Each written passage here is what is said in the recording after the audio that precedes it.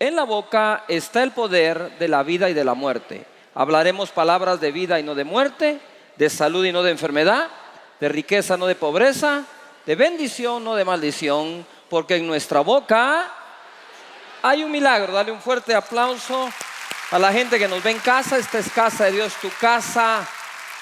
Les estamos esperando con los brazos abiertos. ¿Saben? La humanidad, los humanos somos seres extraños de verdad. Lo que motiva a alguien a actuar muchas veces no es lo que motiva a otro a actuar, ¿verdad? Nosotros podemos ver iguales diseños, pero diferentes fundamentos, por ejemplo, en las vidas de las personas. No sabemos a veces qué es lo que motiva a alguien a hacer algo. Y a veces también juzgamos los motivos sin conocerlos. Pero la verdad es que sí hay motivos para hacer las cosas. Unos las hacen por una cosa, otros por otra. Y yo quisiera hoy tocar el tema de las tres acciones o de las tres cosas que mueven a la humanidad a hacer algo. A unos para mal, a otros para bien, pero existen. Y en Lucas capítulo 10, verso 30, dice así: respondiendo Jesús dijo: un hombre descendía de Jerusalén a Jericó y cayó en manos de ladrones, los cuales le despojaron e hiriéndole se fueron, dejándole medio muerto. 31. Aconteció que descendiendo un sacerdote por aquel camino y viéndole, pasó de largo. Asimismo un levita, llegando cerca de aquel lugar y viéndole, pasó de largo. Pero un samaritano que iba de camino vino cerca de él y viéndole fue movido a misericordia. Y acercándose vendó sus heridas, echándoles aceite y vino, y poniéndole en su cabalgadura, lo llevó al mesón y cuidó de él. Otro día al partir, dice, sacó 2 denarios y los dio al mesonero y le dijo: cuidádmele, y todo lo que gastes de más, yo te lo pagaré cuando regrese. Esto es lo que algunos le han dicho a ustedes, pero ya no regresaron a pagar. En esta historia, a mí me encanta hacer algo cuando estoy leyendo las escrituras. Cuando tú leas, tienes que ponerle atención a palabras. Si hay alguna palabra que se repite mucho, por ahí debe de andar el mensaje. Pero en este pasaje yo encuentro personajes. Hay varios personajes. Número 1, el que fue herido. Número 2, el que lo hirió, el ladrón. Número 3, tenemos al sacerdote y al levita, que representan los dos juntos la religión como tal, cualquiera que ésta sea, ¿verdad? No está hablando de un sacerdote católico, aquí está hablando en ese tiempo del sacerdote y levita del pueblo de Israel. Y luego hay un samaritano y por último un mesonero. Para ir aclarando acá, ven dos personajes. Los samaritanos y los judíos en ese entonces no se llevaban. Y entonces el judío hacía un poco de menos en ese entonces al samaritano. En ese entonces, no digo ahora, pero en ese entonces así era. Y el samaritano fue el que ayudó a este hombre que venía de Jerusalén a Jericó cuando lo asaltaron. Entonces tenemos básicamente 3 grupos de personas. Aparte de todos, primero el ladrón, segundo los que pasaron de largo y tercero el samaritano. Y en estas 3 personas o grupos de personas encontramos las 3 actitudes que motivan a la gente a actuar: valores o antivalores. El primer personaje que aparece acá es el ladrón. El ladrón lo que hace es, termina robando porque codicia lo que no es de él. Al codiciar lo que no es de él, termina haciendo un robo. En vez de pedirle a Dios bendición para conseguir un trabajo, porque puede que esté necesitado, entonces ¿qué hace? Va y roba. Ese antivalor de la codicia de lo que no es de uno está haciendo girar a la humanidad de una forma violenta por tomar lo que no le pertenece a alguien. Entonces la primera cosa que vemos aquí es la codicia. El ladrón pensó: lo tuyo es mío. Así pensó ese asaltante: lo tuyo es mío. Y esa es la primera acción. Cuando nosotros actuamos de esa forma, no podemos llegar a nada bueno en la vida. Les voy a leer un versículo, lo pueden leer conmigo, buscarlo. Éxodo 20:17. Dice: no codiciarás, ¿qué dice ahí? La casa de tu prójimo. No codiciarás la mujer de tu prójimo, ni su siervo, ni su criada, ni su buey, ni su asno, ni cosa alguna de tu prójimo. Cuando la escritura habla de codicia, habla de prohíbe la codicia de aquello que no le pertenece a la persona.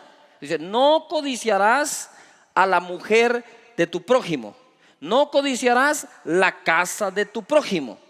Yo le pregunto al Señor, cuando estoy orando en este verso, le digo, Señor, explícame más este verso. No puede el hombre codiciar nada, y me dice el Señor, del prójimo.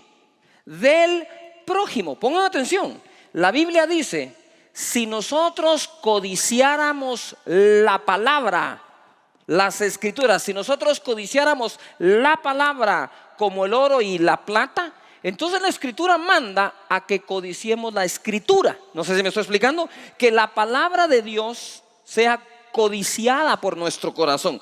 Codiciar es una palabra que debo explicar acá, porque si no ya sabe cómo es la gente, ¿va? Pero la codicia es el deseo de que algo sea tuyo. Entonces, cuando habla la Biblia de que codiciemos la palabra de Dios, es porque queremos que la palabra venga a ser parte nuestra. Eso está bien. Usted no tiene que codiciar la mujer de su prójimo, la suya sí.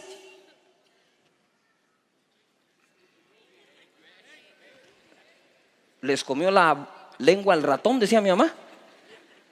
La tuya sí, porque si tú no deseas tener a tu mujer, eso es codicia, desear tener algo. Si tú no deseas tener a tu mujer, dejas abierta la puerta de desear tener la que no es tuya. Entonces la palabra de Dios dice que no codiciemos lo que no es nuestro. Pero ya se dieron cuenta ustedes de la oración del Padre Nuestro. No tienes que codiciarlo de nadie, porque tú puedes tener lo tuyo. Dios tiene suficientes recursos para darle a todos lo que todos a Él le pidan, siempre y cuando no sea para gastar en pecado. ¿Por qué no vas a codiciar la casa del prójimo? Porque le puedes pedir a papá la tuya. ¿Por qué no vas a andar pidiendo la mujer del prójimo? Porque le puedes pedir a papá la tuya. ¿Verdad? Si tanto te quieres volver esclavo, sigue insistiéndole a Dios que te mande esposa, y ahí te la va a mandar el Señor. Y dicen todos. A ver, digan todos la oración del Padre Nuestro. ¿Cómo empieza? ¿Padre qué? ¿Padre qué? ¿Padre qué? Vaya, aquí quiero hacer un paréntesis. ¿De quién es el Padre?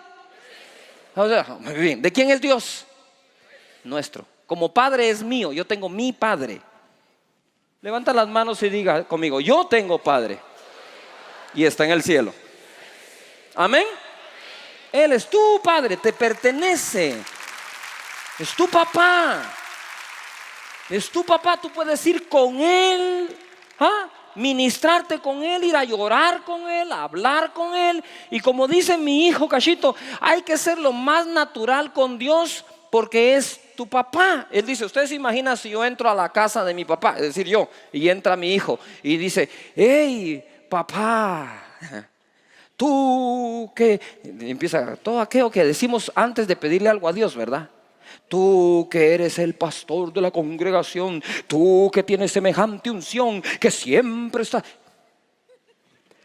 Pero ¿por qué venimos con Dios así?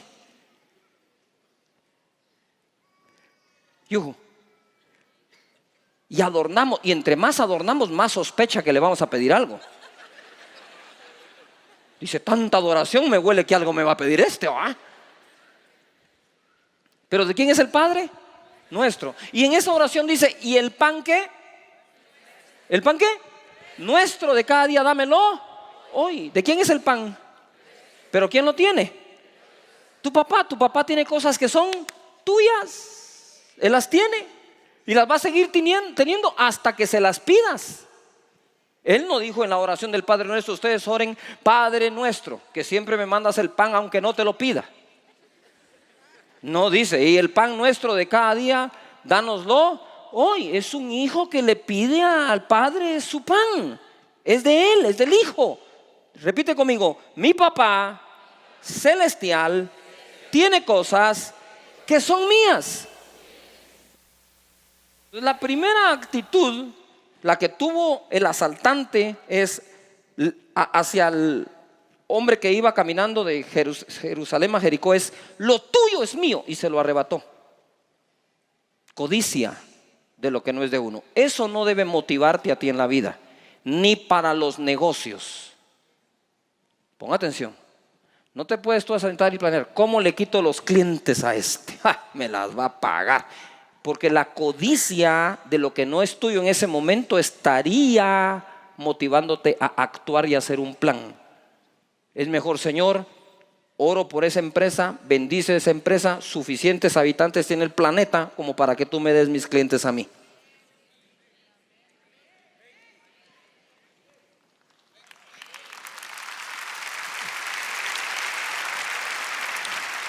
Pero luego pasa el sacerdote y el levita y dice: y de lejos siguieron de largo.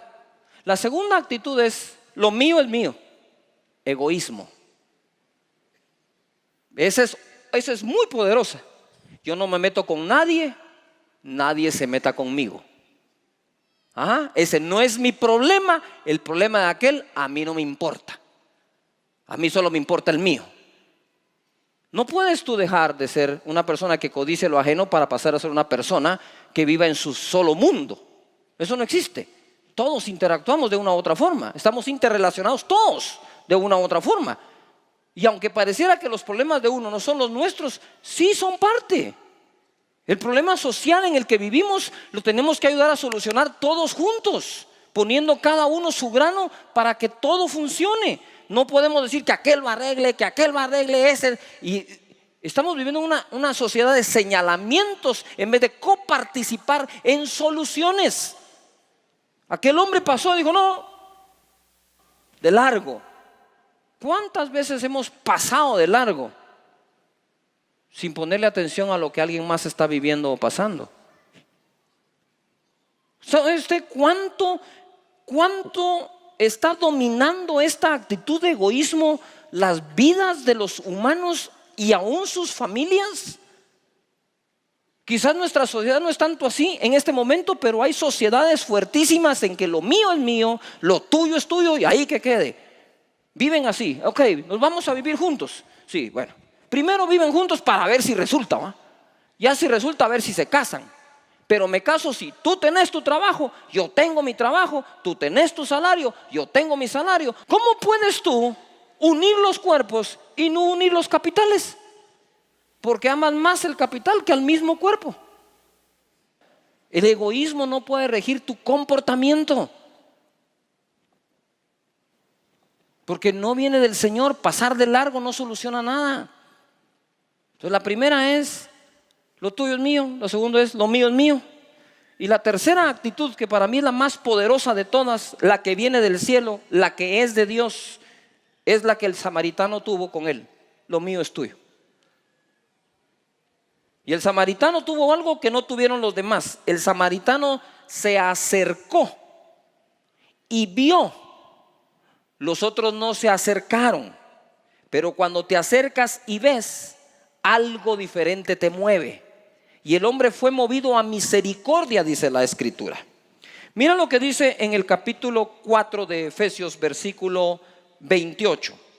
El que hurtaba, no hurte más. Pero no se queda en negativo. No es: no hagamos lo malo, sino hagamos lo bueno. Dice: el que hurtaba, no hurte más, de plano, sino trabaje. Aquí ya mires, aquí se puede mover de codiciar lo que no es de él porque hurtaba, al egoísmo de solo lo que es de él, que trabaja para él.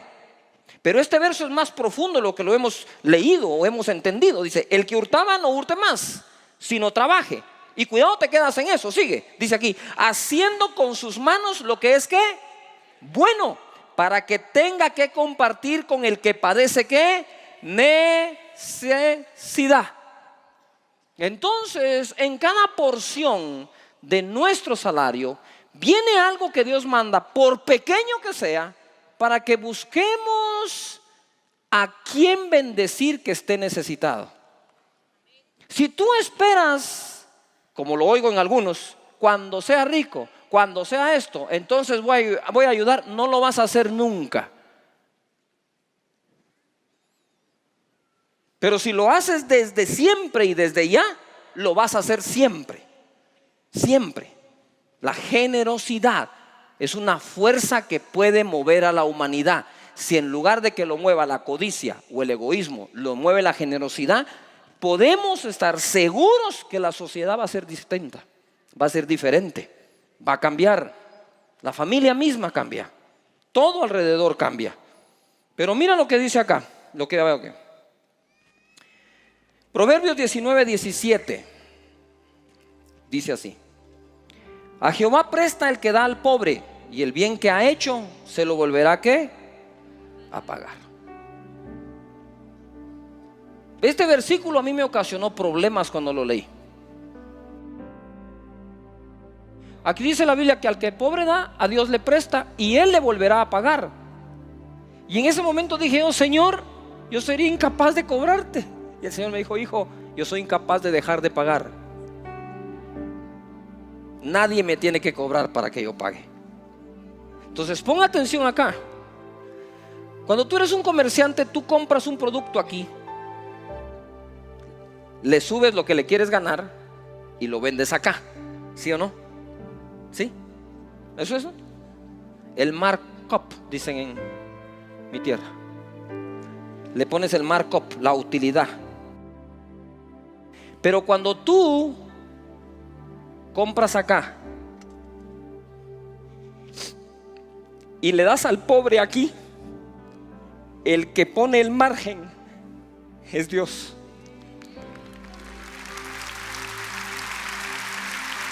Es Él.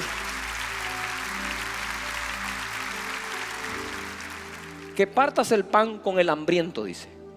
Ese es el verdadero ayuno.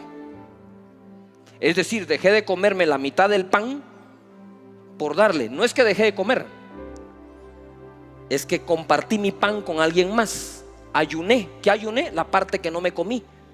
¿Cuál es el ayuno? Que la parte que no me comí se la dé a alguien. Entonces cuando ayunes, lo que no comas es para que alguien más coma. Pero dice, y entonces dice: el Señor irá delante de ti y su gloria será tu retaguardia.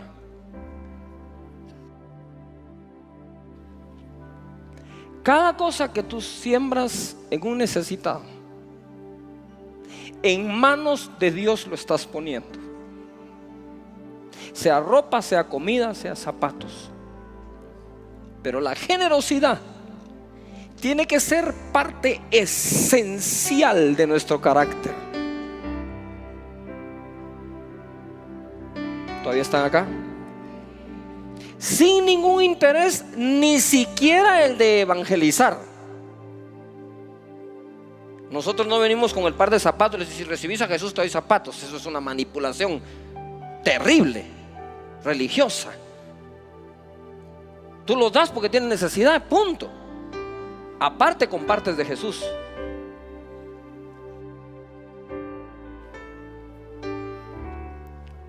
Tres actitudes que se leen en este pasaje: lo tuyo es mío, lo mío es mío, o lo mío es tuyo.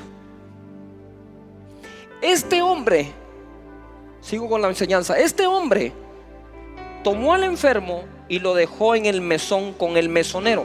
El mesón era una especie de hotel pequeño para los que viajan. Él y el mesonero se conocían, porque le dijo: te lo voy a dejar, cuida de él, te dejo 2 denarios y lo que gastes de más, cuando yo regrese te lo pago. Si no hubieran tenido confianza, le digo: no, primero traes aquí, y si no, no lo cuido. Le dijo: está bien, pero note algo. Este samaritano no era un hombre rico, porque dijo: voy y al regresar te lo pago. ¿A dónde iba? A trabajar.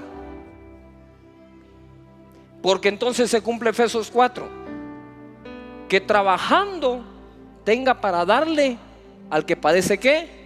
Necesidad. Lo más tremendo es esto: que el que aplicó la escritura sin saberla, porque eso fue después de él, fue un samaritano extranjero. Ni siquiera fue alguien de su propio pueblo. Nosotros no podemos esperar que alguien de afuera nos esté bendiciendo siempre. Para los nuestros estamos nosotros, y nosotros los podemos bendecir.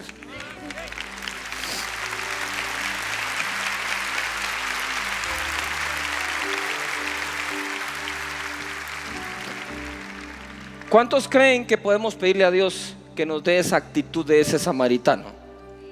Yo estoy seguro que vas a encontrar hoy mismo a alguien a quien puedas hacerle ¿qué?